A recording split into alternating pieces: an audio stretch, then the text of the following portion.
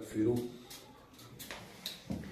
ونعوذ بالله من شرور أنفسنا ومن سيئات أعمالنا من يهده الله فلا مضل له ومن يضلله فلا هادي له ونشهد أن لا إله إلا الله وحده لا شريك له ونشهد أن محمدا عبده ورسوله أعوذ بالله من الشيطان الرجيم بسم الله الرحمن الرحيم رب اشرح لي صدري ويسر لي أمري واحلل عقدة من لساني يفقهوا قولي گزشتہ آیت کے اندر اللہ پاک نے فرمایا اللہ یستہزئ بہم ویمدہم فی طغیانہم یعمہون، اللہ تعالی بھی ان سے مذاق کرتا ہے اور انہیں ان کی سرکشی اور بہکاوے میں بڑھا دیتا ہے۔ یعنی جو لوگ منافقت کرتے ہیں، مسلمانوں دے نال ملاقات ہوئی دی اندر اسی تواڈے ہاں، کافراں نال یہودیاں نال ملاقات ہوئی تھی اندر تواڈے ہاں۔ اللہ پاک فرماندے نے کہ تواڈے نال مذاق کردے نے، اسی انہاں نال کرنے۔ اور فرمایا اولئک الذین اشتروا الضلالۃ بالہدی فما ربحت تجارتہم وما کانوا مہتدین، فرمایا یہی وہ لوگ ہیں جنہوں نے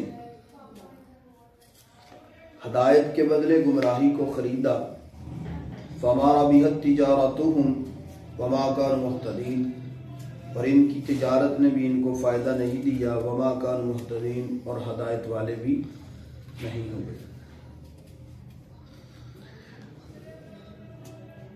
مثلهم كمثل الذي استوقد نارا فلما أضاءت ما حوله ذهب الله بنورهم وتركهم في ظلمات لا يبصرون۔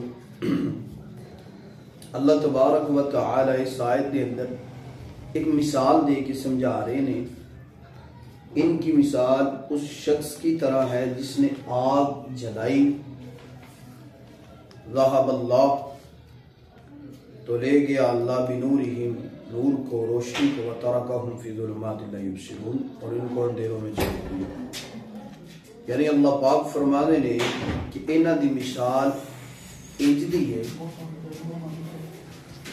کہ ایک بندہ جنگل دے اندر اگ جلائے اور او دا ارد گرد روشن ہو جائے، ارد گرد جدو روشن ہو جائے ہون تو بعد اللہ تبارک و تعالی انہاں دی روشنی نو ختم کر دوے، جنہیں آگ جلائی ہے انہوں کسی قسم دا فائدہ نہ پہنچ سکے، روشنی ختم ہو جائے۔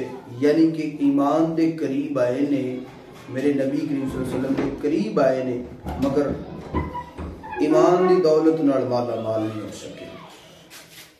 فرمایا صم بکم عمی فہم لا یرجعون، بہرے ہیں، گونگے ہیں، اندھے ہیں، پس وہ نہیں لوٹنے والے۔ یعنی کہ اکھاں ہون دے باوجود، کان ہون دے باوجود،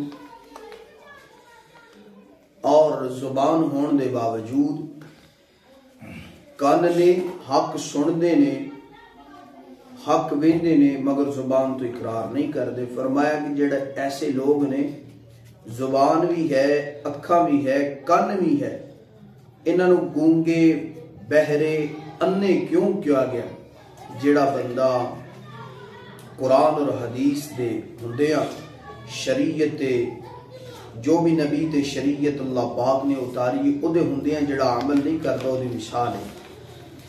فرمایا او کصیب من السماء فیہ ظلمات ورعد وبرق یجعلون اصابعهم فی آذانہم من الصواعق حذر الموت واللہ محیط بالکافرین۔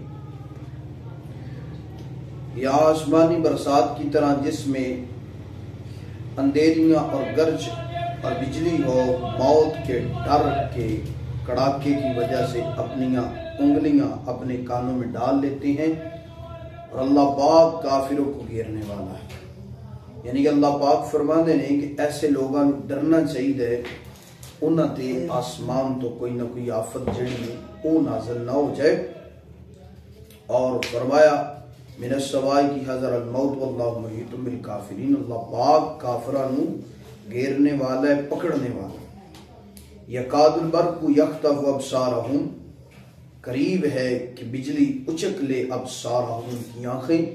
کلما ازالہم مشوا فیہ، اور جب ان کے لیے روشنی کرتی ہے مشوا فیہ اس میں چل پڑتے ہیں. وَإِذَا أَظْلَمَ عَلَيْهِمْ قَامُوا وَلَوْ شَاءَ اللَّهُ لَذَهَبَ بِسَمْعِهِمْ وَأَبْصَارِهِمْ إِنَّ اللَّهَ عَلَىٰ كُلِّ شَيْءٍ قَدِيرٌ. اور جب ان پر اندھیرا کرتی ہے روشنی، قاموا کھڑے ہو جاتے ہیں، ٹھہر جاتے ہیں. وَلَوْ شَاءَ اللَّهُ، اور اگر اللہ نے چاہا، لَذَهَبَ بِسَمْعِهِمْ وَأَبْصَارِهِمْ، اور اگر اللہ چاہتا تو چھین لیتا ان کی سماعت، بینائی. ان اللہ علی کل شیء قدیر، اور اللہ پاک ہر چیز پر قادر ہے، قدیر ہے. وما توفیقی الا باللہ.